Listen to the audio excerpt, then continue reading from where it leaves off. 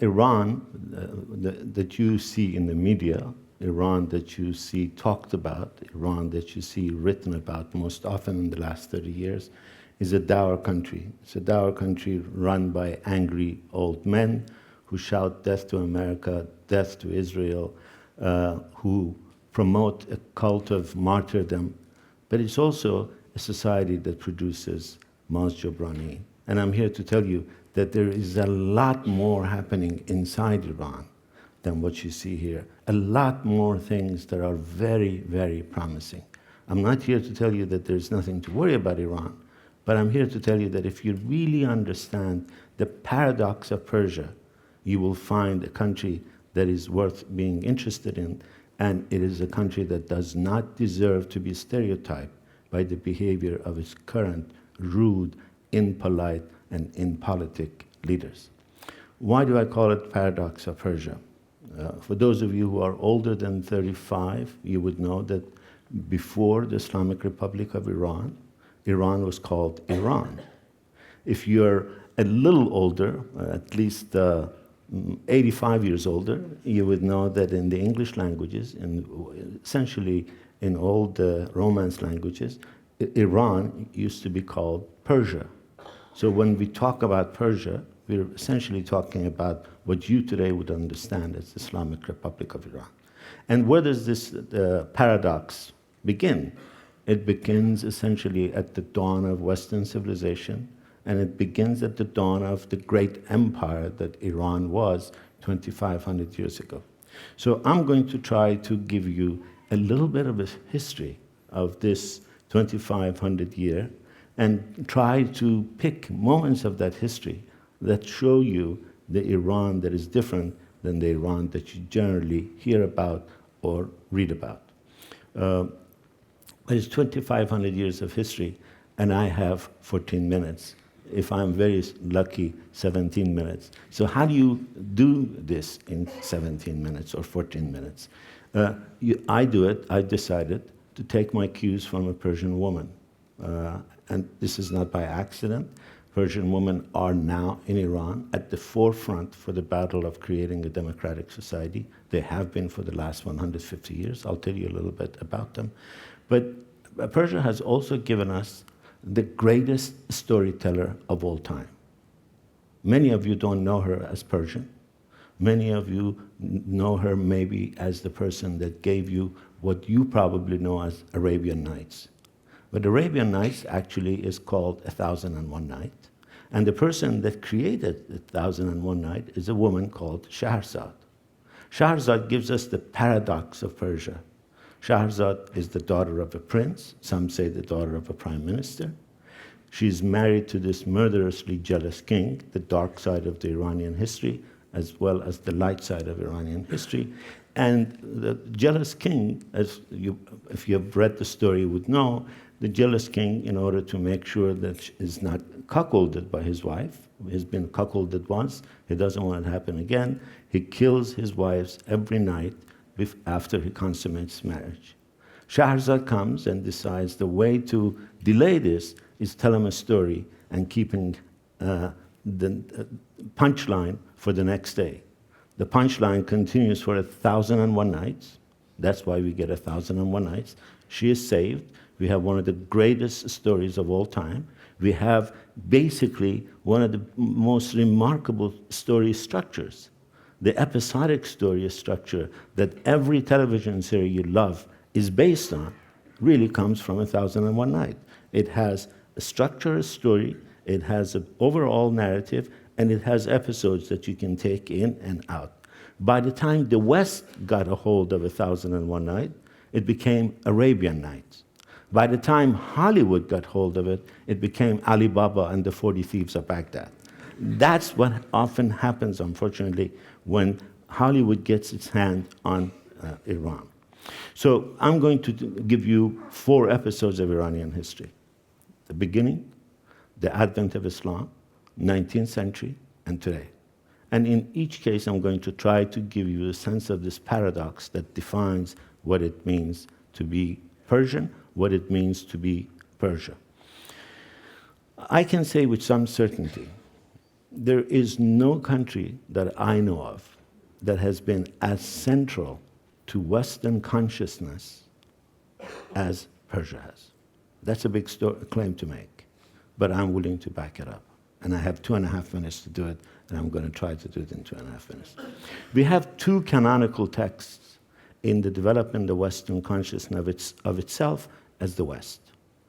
One is the Bible. The other one is Herodotus' histories. These are the two canonical texts. Herodotus is essentially about the war between the Greeks and the Persians. And Herodotus is very clear. He says the Greeks began to see themselves as different than the East in opposition to Iran.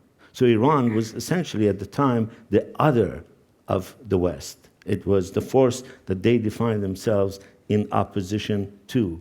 Herodotus has wonderful things to say about Iran, but he also has some very negative things to say. Herodotus might well have been, in fact, Iranian himself. He lived in the part of the Asia Minor that at the time of his birth was dominated by Iran.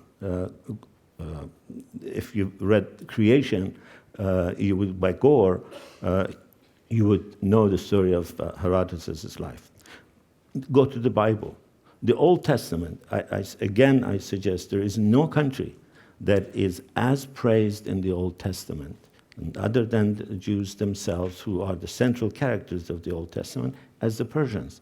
There is no mortal in the Old Testament that is as praised as Cyrus. Cyrus is the person that freed Jews from the Babylonian captivity. Cyrus is the one that rebuilt Jerusalem for Jews. So it is at the result of the Babylonian captivity that we have a first mass migration of Jews into Iran. Jews have been living in Iran for almost 3,000 years.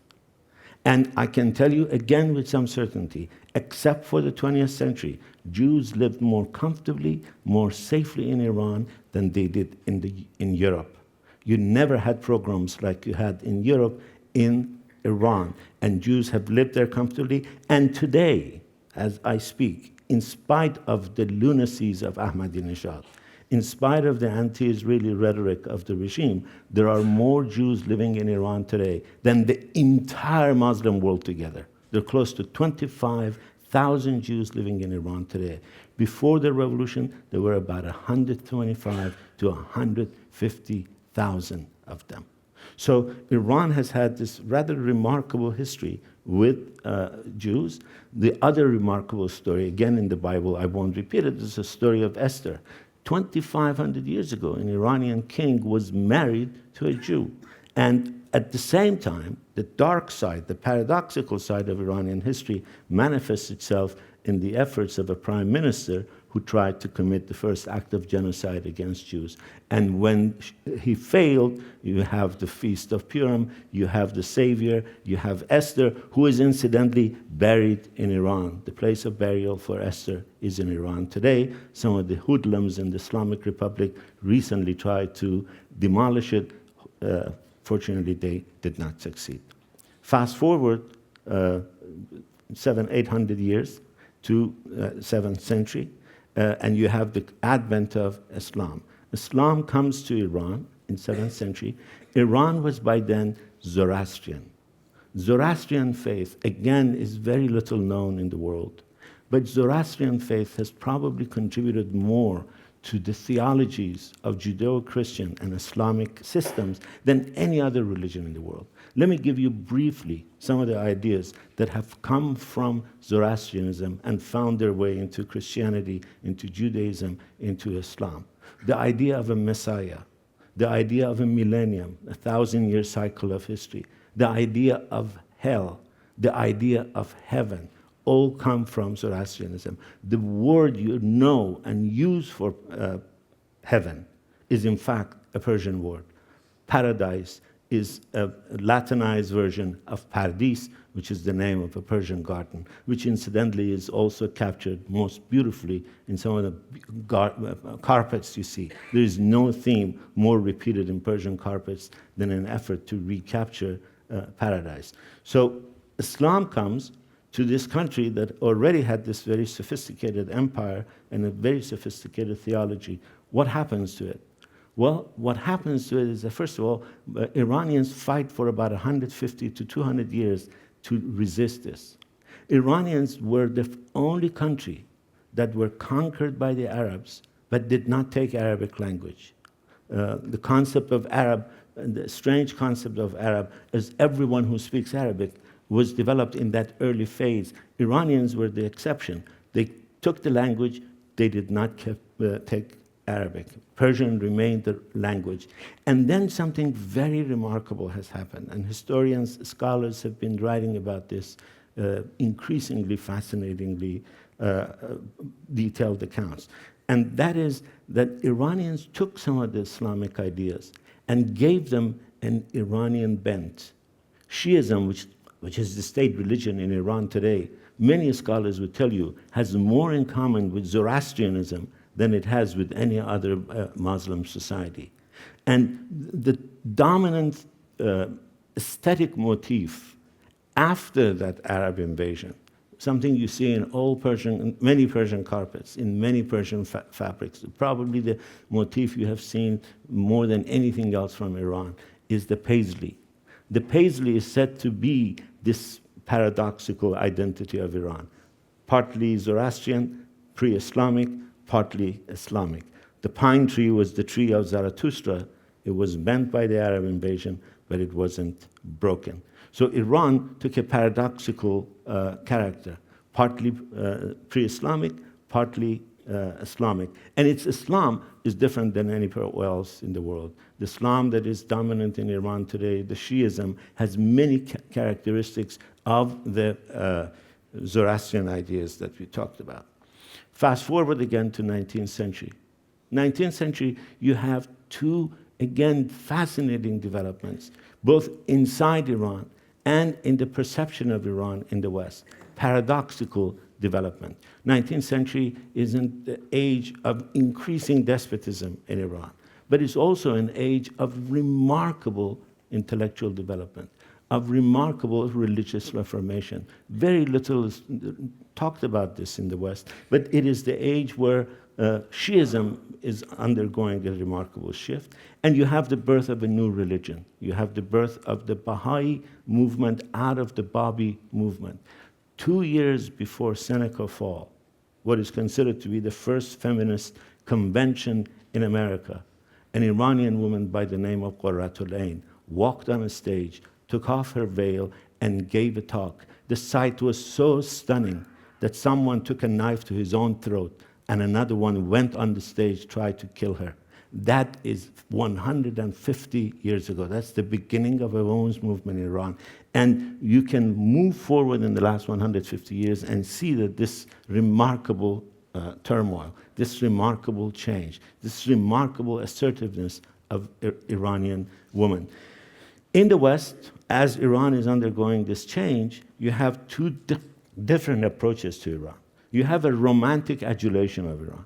You have Emerson, the quintessential American intellectual, fall in love with Iran, fall in love with Iranian poets. He tries to learn Persian to read some of this poetry in Persian. Goethe, the quintessential romantic in Europe, tries to learn Persian because he says Hafiz and Sa'di and Rumi, the best-selling poet in America today, Khayyam, who is the subject of what is considered maybe the best translation of poetry in history. I'm sure all of you have at one time been told by your beloved or have told your beloved that a jug of wine, a loaf of bread, and thou is all you need. That is from a Persian poet called Khayyam. That aspect is part of the paradoxical approach of the West to Iran or Persia in 19th century. But you also have the development of colonialism. Colonialism has come to this region. Iran is one of the 6 only countries in the third world that is not colonized. When the West begins to colonize the world, Iran is one of the 6 countries that survives, maintains its independence. But at the same time, colonizers, particularly British, begin to develop a rather nasty language to talk about Iran, talking about Persians as shifty people, talking about Persians as eternally inclined towards despotism, in need of British hand to be civilized. England, Iran had a city that was 2 million people, is estimated, in 1,000 years ago, Iran had a city that had 5,000 professors in 11th century. England, at the time, was a cow pasture. At that time, in 20th century, England sees itself takes upon itself, some in England, some were enlightened and understood that that's a dangerous game to get into, the idea of civilizing Iran, civilizing India, the white man's burden. Women were not part of this. 20th century, today's Iran is the last moment of this paradoxical history I'm going to talk about. You all know about the leadership, you know about the government, you know it's one of the most despotic theocracies in the world, you know that there's a disproportionate amount of power in the hands of one unelected official. You know that the government has come in order to create an Islamic society. Ayatollah Khomeini, who founded the state, said, economy is for donkeys. We made the revolution, he said, to change people into Islam.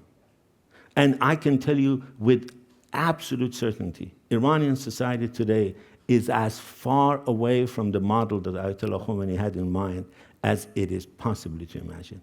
What you have in Iran, beneath this surface, is a vibrant society that is in many ways bursting at the seam. More than 60% of college graduates in Iran today are women. Iran has 40 million people with access to the internet.